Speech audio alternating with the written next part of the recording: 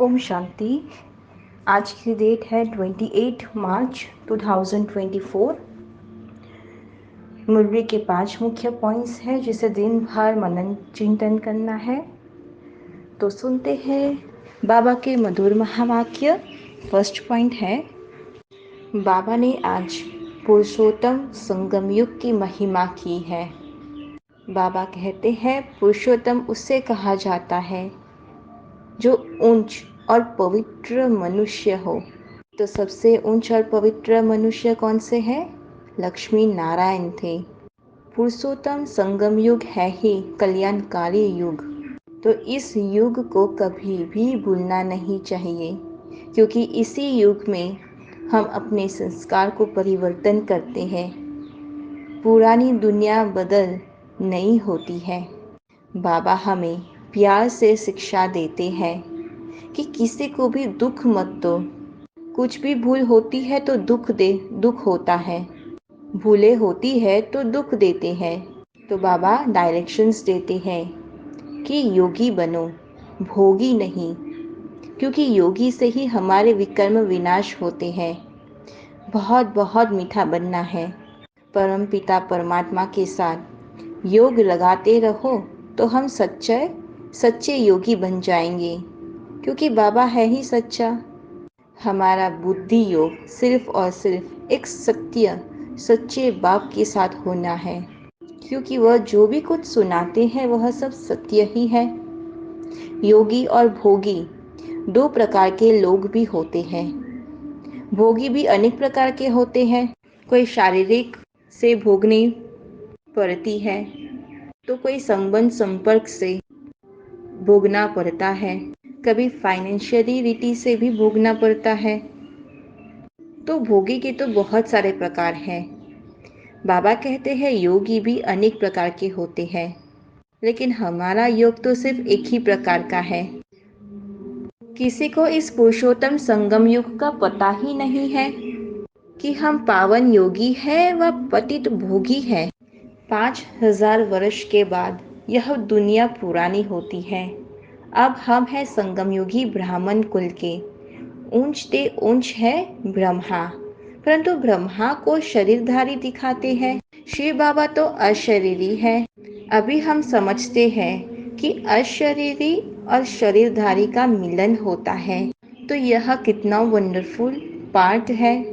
Second point है, बाप समझाते हैं मीठे बच्चे, संगम युग को कभी भूलो मत, क्योंकि यह भूलने से सारा ज्ञान भूल जाता है।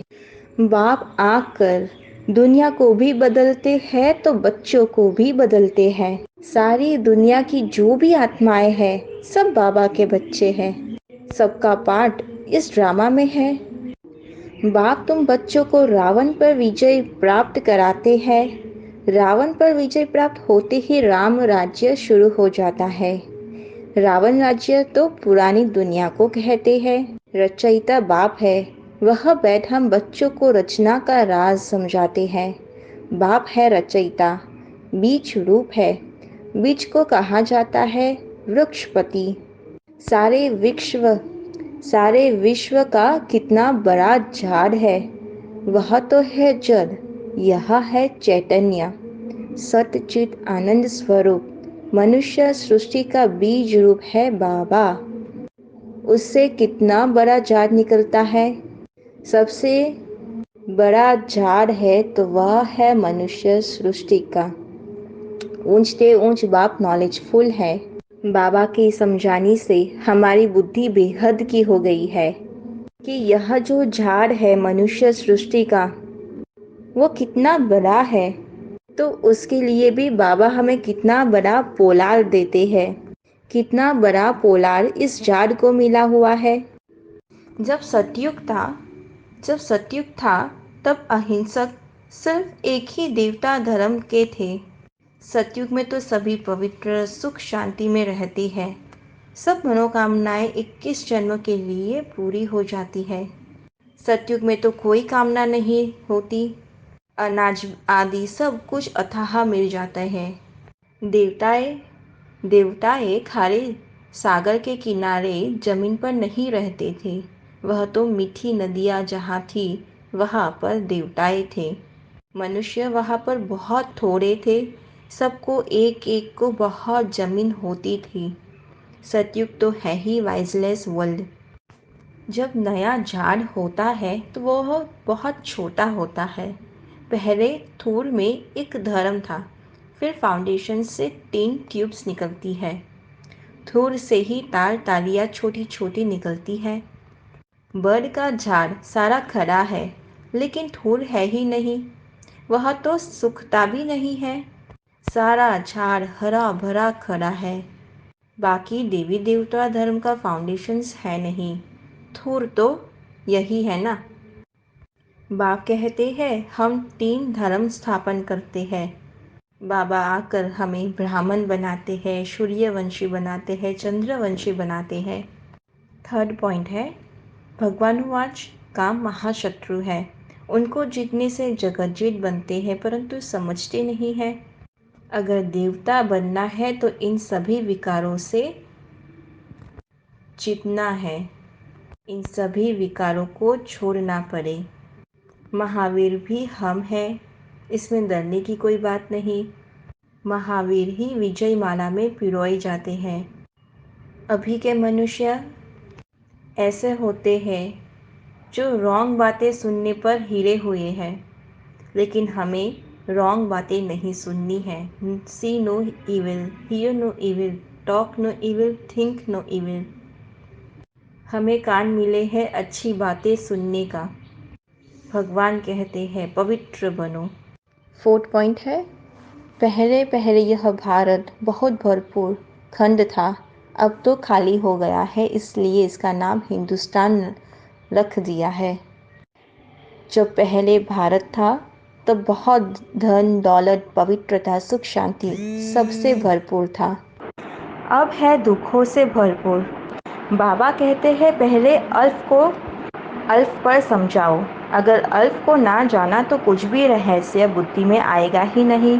बाबा कितना कितना समझाते हैं, बच्चे बाप को याद करो, देवी गुण धारण करो, खान पान की संभाल करो, अपने को आत्मा समझ बाप की याद में रहना, यह है हाईएस्ट पावर।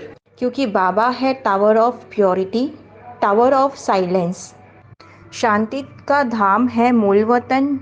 आत्मा का स्वधर्म है ही शांत, अशांति कराता है रावण। कोई गुस्से में होता है तो सबको अशांत कर देता है, तो इस योग बल से तुम्हारे से सारा किचड़ा निकल जाता है। पढ़ाई से किचड़ा नहीं निकलता है, योग से सब किचड़ा भस्म हो जाता है। पढ़ाई तो एक समझानी है, एक समझ है, योग से विकर्म विनाश होते हैं। तो ज्ञान, यह पढ़ाई हमें सही राह पर चलाता है, हम कभी भटकेंगे नहीं। 5th पॉइंट है, इस अलौकिक जीवन में आत्मा और प्रकृति दोनों की तंदुरुस्ती आवश्यक है। जब आत्मा स्वस्थ है तो तन का हिसाब किताब व तन का रोग सुई से कांटा बनने के कारण, स्वस्थिति के कारण स्वस्थ अनुभव करते हैं। उनके मुख पर, चेहरे पर बीमारी के कष्ट के चिन्ह नहीं रहते। कर्म भोग के वर्णन के बदले कर्म योग की स्थिति का वर्णन करते हैं।